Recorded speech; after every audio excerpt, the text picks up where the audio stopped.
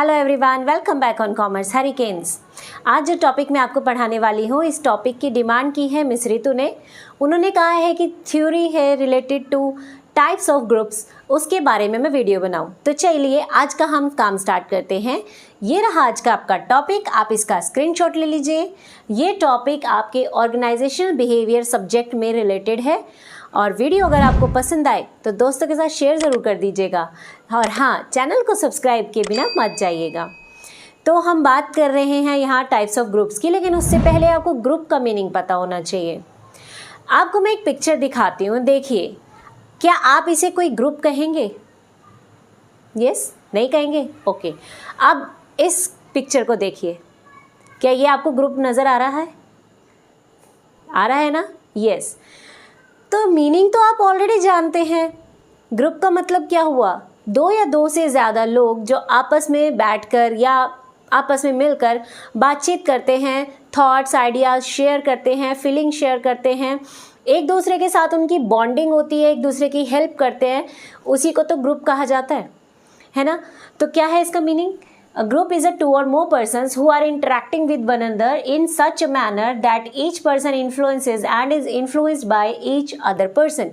जहाँ एक इंसान दूसरे को इन्फ्लुएंस करता है यानी प्रभावित करता है और खुद भी दूसरों से प्रभावित होता है, अपने आइडियाज़ थॉट्स को शेयर करता है, उसे ही हम ग्रुप कहते हैं। मीनिंग तो आपको ऑलरेडी ही मालूम था। अब बात करते हैं टाइप्स ऑफ ग्रुप्स की। देखिए, कंपनी में दो तरह के मींस ऑर्गेनाइजेशन में दो तरह के ग्रुप्स होते हैं, formal and informal. Formal groups वो होते हैं जो फॉर्मली यानी कि डेलिब्रेटली बनाए जाते हैं, जानबूझ के ये ग्रुप्स बनाए जाते हैं। जैसे कि एक हेड हो जाएगा और उसके नीचे काम करने वाले उसके टीममेट्स हो जाएंगे, तो वो आपस में मिलकर एक ग्रुप बना रहे हैं, ठीक है। लेकिन जो इनफॉर्मल ग्रुप होता है, वहाँ पर लोग अपनी पसंद से अपने ग्रुप मेंबर चूज़ करते हैं, वहाँ पर अपने पसंद से उनकी फ्रेंडशिप होती है, जहाँ उनका दिल मिलता है, विचार मिलते हैं, वहाँ वो अपनी दोस्ती बनाते हैं।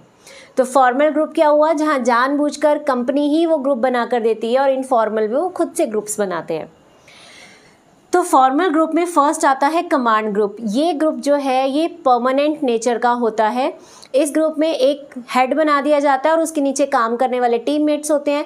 जो हेड होता है वो टाइम टू टाइम उनको कमांड देता है, उनको डायरेक्शंस देता है, ऑर्डर्स देता है और बाकी लोगों को उन्हें फॉलो करना पड़ता है। सेकेंड आता है टास्क फोर्सेस।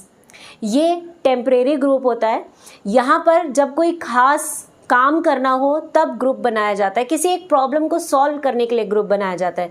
जैसे सपोज करते हैं कि कंपनी की सेल्स दिन पे दिन कम होती जा रही हैं, तो सीईओ जो है वो बहुत परेशान है, उनको समझ नहीं आ रहा कि इसका क्या रीज़न हो सकता है। उन्होंने मीटिंग कंडक्ट की, सेल्स डिपार्टमेंट प्रोडक्शन डिपार्टमेंट पे इल्ज़ाम लगा रहा है, प्रोडक्शन वाला मार्केटिंग पे लगा रहा है, तो अब उनको समझ नहीं आ रहा कि एक्चुअल रीज़न क्या होगा। तो वो क्या करेंगे, हर डिपार्टमेंट से एक एक रिप्रेजेंटेटिव निकालेंगे और उनका एक ग्रुप बनाएंगे और उनको ये टास्क दे देंगे कि भाई इस प्रॉब्लम का सोल्यूशन लेकर आओ। जैसे ही वो सोल्यूशन हो जाएगा, वो प्रॉब्लम सॉल्व हो जाएगी, वो ग्रुप वहीं पे ब्रेक हो जाएगा। थर्ड आता है कमिटी। ये भी परमानेंट होता है।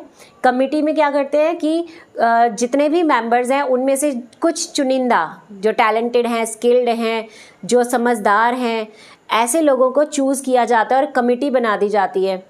और कंपनी में चल रहे काम के ऊपर वो नज़र रखते हैं, टाइम टू टाइम नई पॉलिसीज़ लेकर आते हैं, रूल्स बनाते हैं, अमेंडमेंट्स करते हैं, ठीक है।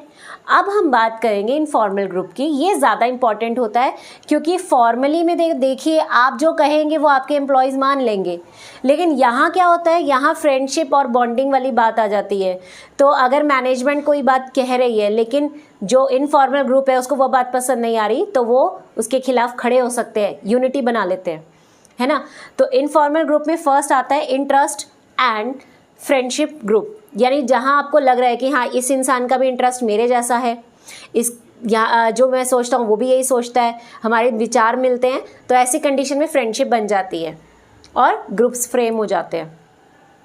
क्लिक्स बहुत इंपॉर्टेंट है। क्लिक्स में क्या होता है कि एक ही कंपनी के अंदर काम करने वाले अलग अलग एम्प्लॉयज़ मिल जाते हैं, आपस में जुट जाते हैं और वो ग्रुप्स बनाते हैं।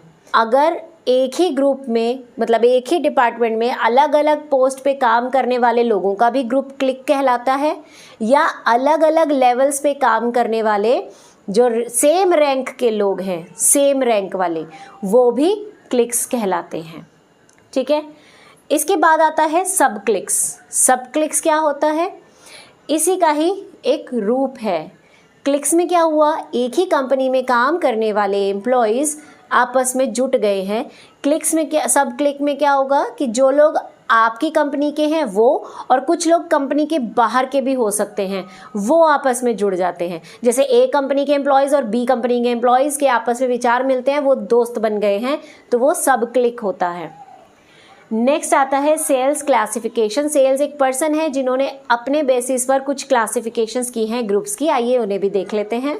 सेल्स के अकॉर्डिंग भी हमारे पास 4 तरह के ग्रुप्स होते हैं। First is apathetic group.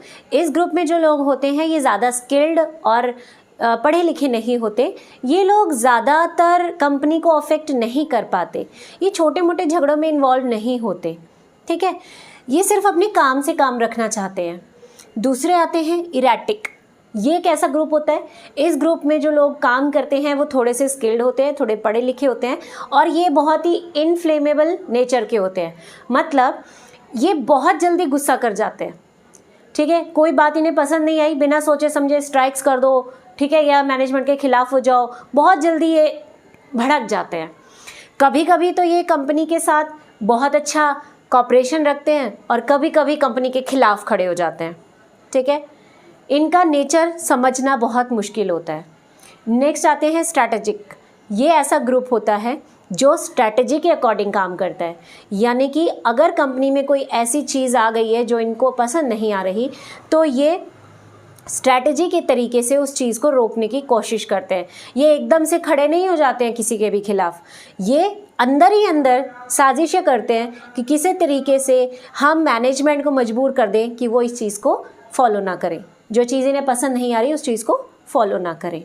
ठीक है, ये ज़्यादातर कंपनी के अपोजिशन में ही रहते हैं।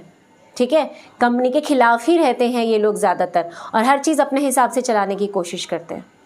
नेक्स्ट आता है कंजर्वेटिव। ये लोग बिल्कुल स्किल्ड होते हैं, बहुत हाईली स्किल्ड होते हैं और हाई प्रोफाइल जॉब्स पे बैठे होते हैं, इनकी पोस्ट भी सबसे ऊंची होती है, और ये लोग ज़्यादातर अपोज नहीं करते जो चीज़, क्योंकि ये खुद ही मैनेजमेंट के डिसीजन में इन्वॉल्व होते हैं, मीटिंग्स वगैरह में, है ना, तो ये तो ज़्यादा अपोजिशन नहीं करते। लेकिन अगर मालिक ने कोई ऐसा डिसीजन ले लिया जिससे इनका नुकसान हो रहा है, तो इनमें इतनी पावर है कि अगर ये कोई स्टेप उठा ले तो उससे कंपनी बंद तक हो सकती है, मीन्स कंपनी पे ताला लग सकता है, इतनी पावर है इनके पास। तो ये लोग हाईली स्किल्ड होते हैं, हाई प्रोफाइल होते हैं, और इनके साथ बना के रखना बहुत ज़रूरी है, क्योंकि इनको अंदर की सारी खबर होती है, और जब भी ये चाहे स्ट्रिक्ट एक्शन लेकर कंपनी के को बंद भी करवा सकते हैं। तो ये कुछ, बट ये हमेशा एक्टिव नहीं होते हैं, ये बहुत रेयर ही एक्टिव होते हैं। ठीक है, तो ये था हमारा टाइप्स ऑफ ग्रुप्स। वीडियो कैसी लगी ज़रूर बताइएगा कमेंट सेक्शन में। Bye bye, have a good day.